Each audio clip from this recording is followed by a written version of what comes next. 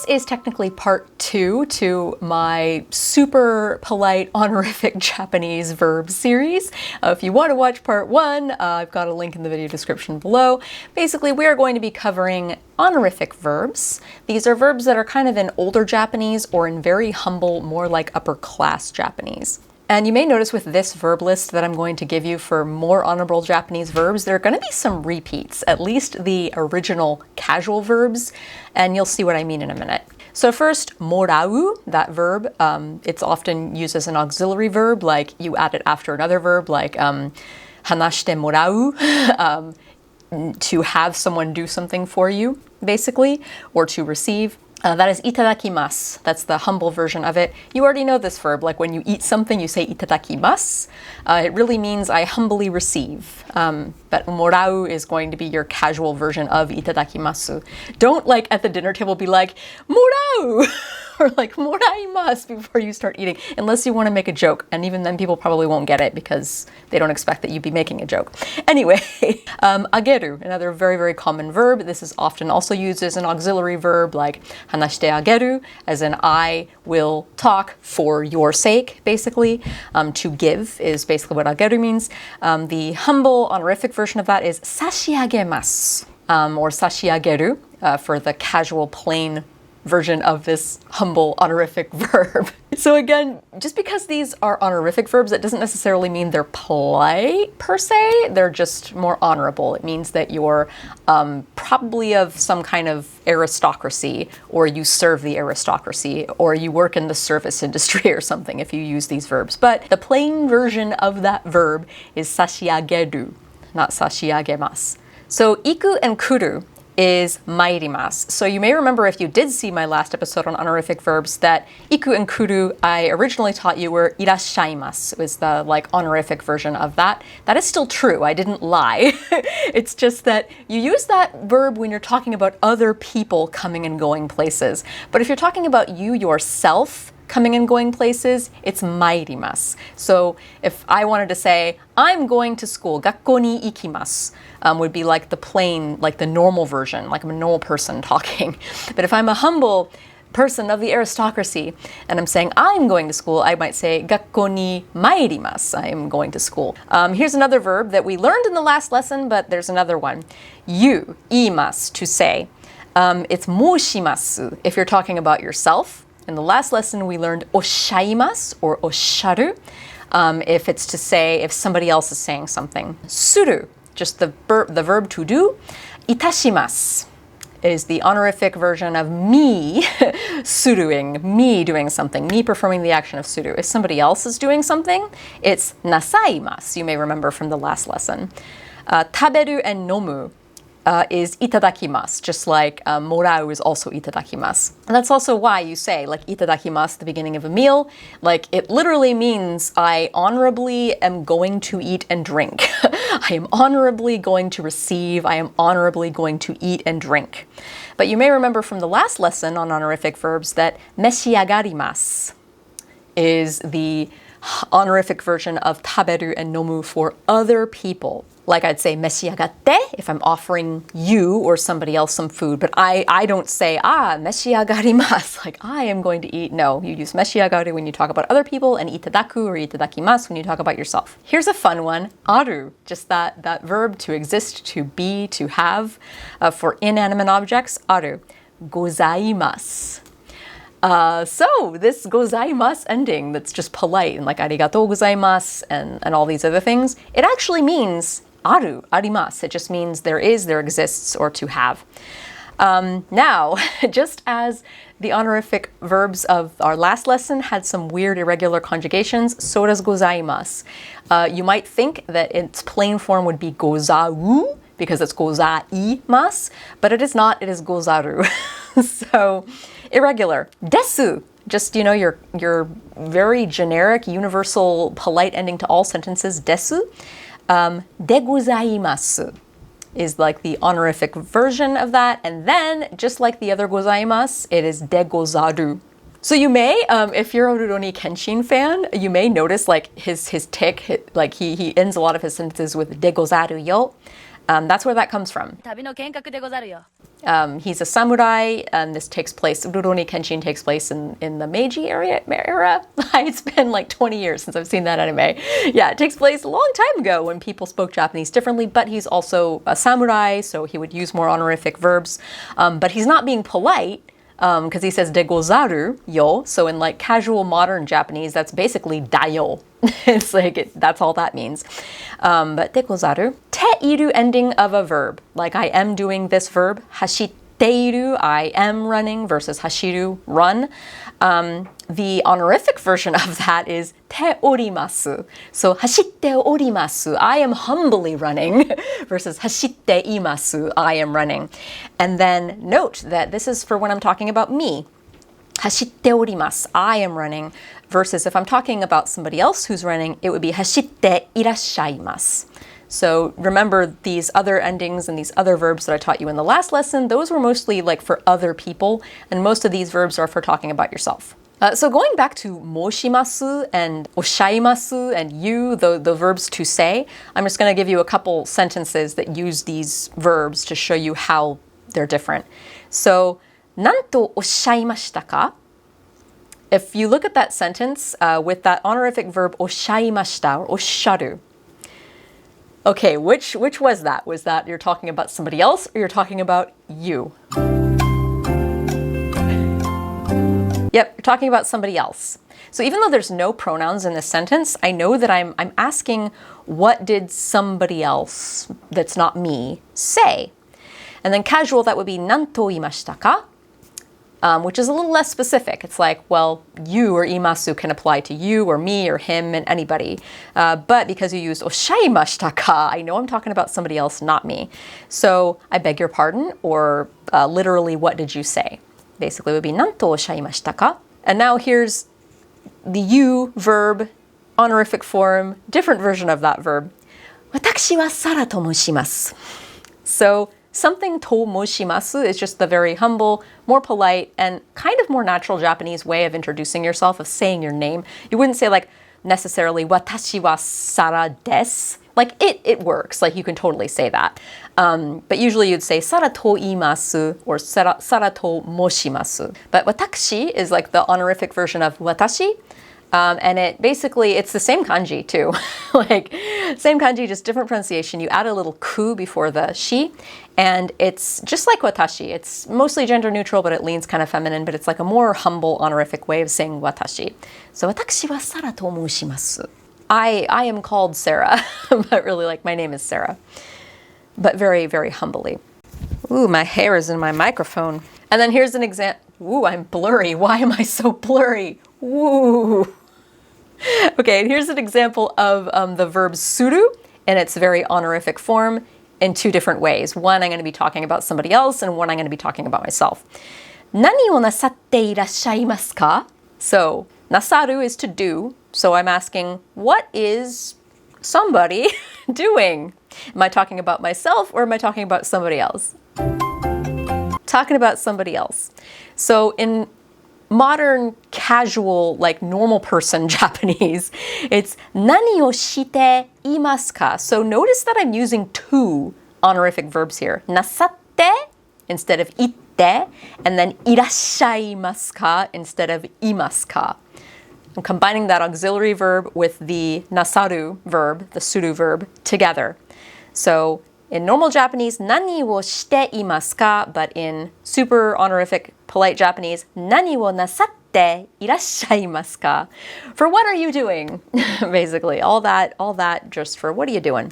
Versus, this is a phrase you probably already know, actually. よろしくお願いいたします. I like do this at the end of business emails with clients that only speak Japanese. So it's よろしくお願いします, but I'm adding the いたします instead of します because this is the honorific version of します. So I'm talking about myself. I look forward to working with you. You know, the many different translations of よろしくお願いします or よろしくお願いいたします. Thank you. I look forward to working with you. I value our continuing, ongoing partnership. It means all sorts of things, basically. Just catch polite phrase that you say to a colleague. All right, let's revisit gozaimasu because I just think it's really fun. You'll see this a lot in manga with very like rich characters. Usually like gozaimasu, you'll hear that more from like servants of rich people. Like you yourself are not necessarily going to be rich or of the aristocracy if you use this kind of honorific Japanese. You'll often just be in that bubble. You'll either be rich yourself or you will be serving rich people. It's like more often the latter. It's like if you're in the service industry or if you're like serving rich people or serving important people, or in Japanese service industry, like everyone is rich and important basically. So if you're in the service industry, you're going to be using all of these sorts of like very honorific verbs. And even gozaimasu, because it's basically the honorific version of arimasu or aru, and since that's such a ubiquitous verb, like it's in so many sentences, you can just recompose any of those sentences with gozaimasu or gozaru instead of aru or arimasu, and it works just fine. So here's an example. テーブルの上には本がございます. So there isn't actually at the moment. Oh, actually there is. I use it as a mouse pad. It's my Chuck Tingle novel. It makes a really good like this mouse pad by itself is kind of flimsy, so I put this Chuck Tingle novel, But again, the final days of bounding ass. If you don't know Chuck Tingle, look him up. He's so much fun. Okay, anyway, there is a book on the table.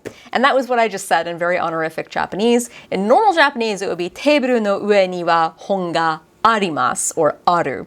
But you can just replace that straight up with gozaimasu. And it's like, it becomes honorific and polite.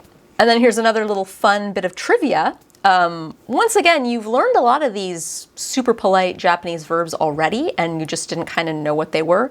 But do you remember the phrase moshiwake gozaimasen or moshiwake arimasen?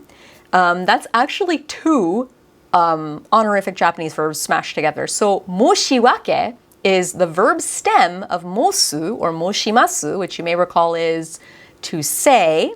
If I'm talking about myself saying something, moshiwake, wake is like a reason.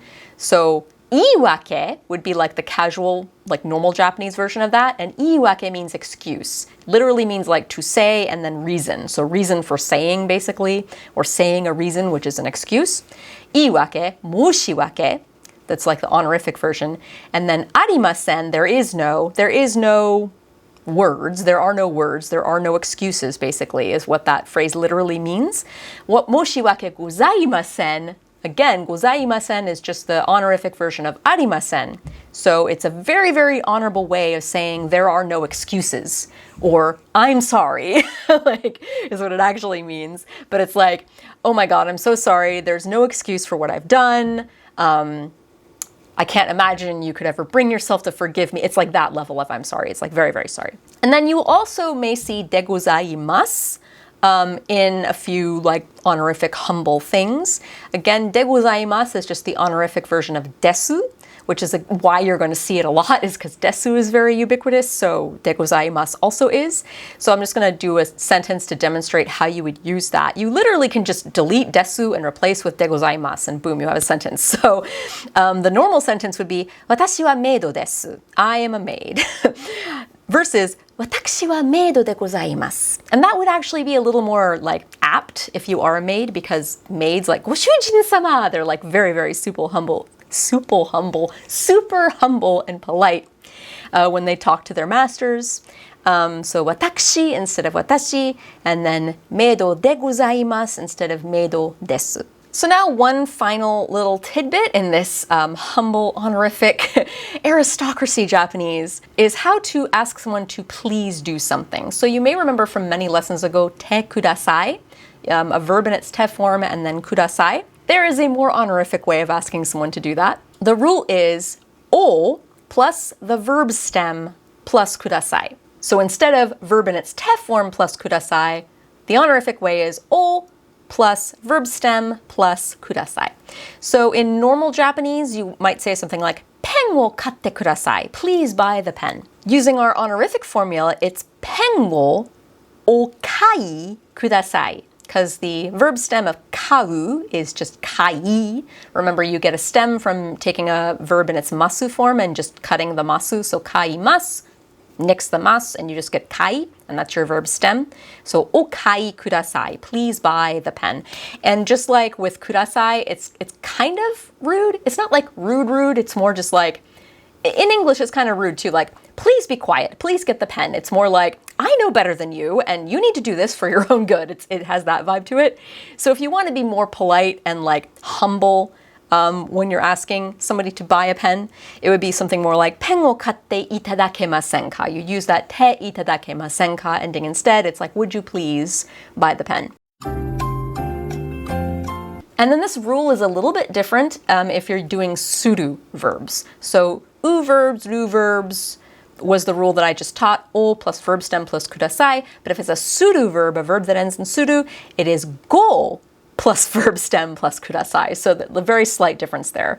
And you'll often see this in a lot of signs. It's going to be this version. So here's one. 注意する is to be careful or to caution. So ご注意ください is please watch out, please be careful. Here's another one. ご覧になる. You may remember from our last lesson that is the honorific version of 見る or to see, just ご覧になる. So ご覧ください. You may remember that phrase. You may have heard it around. It basically means like, please look, or ladies and gentlemen, have a look. ご覧ください. Feast your eyes on this. It's kind of like that. And then another level here. What's another thing we know about the verb 見る?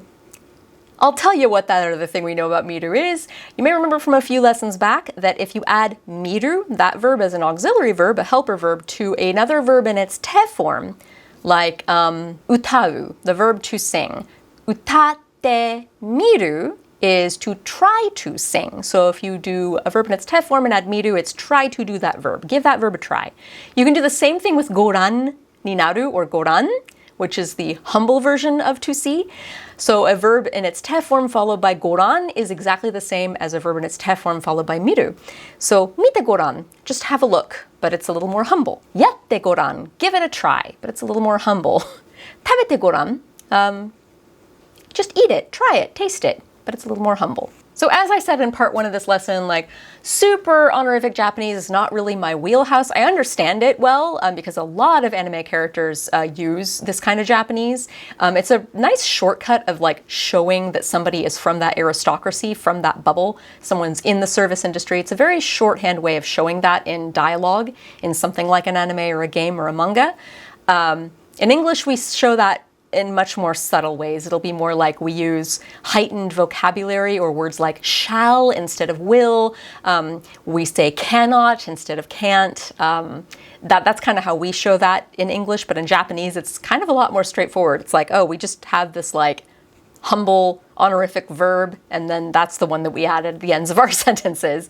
So, you know, I hope you learned a little bit about super honorific, I don't know what this dance I'm doing is, super honorific Japanese verbs, and hopefully this will help you in maybe business emails and stuff like that. You're probably not going to use any of this in your actual conversation day to day unless you want to work in the service industry. But it's good to know this stuff if you're going to be a connoisseur of Japanese media because you're going to see it a lot. For timestamps of all of the phrases that we covered in this video, check the pinned comment at the top of the comment section or the video description. I've got timestamps. And if you want more from this series, if you want study guides, worksheets, and answer keys, or song translation breakdowns, you can check out my Patreon and see if you want to sign up at any one of a variety of tiers. You can get a variety of perks, so check that out. And thank you on that note to all of my patrons for making this and other series possible on this channel. And I hope to see you in the next episode where we cover はずです. 頑張ってね!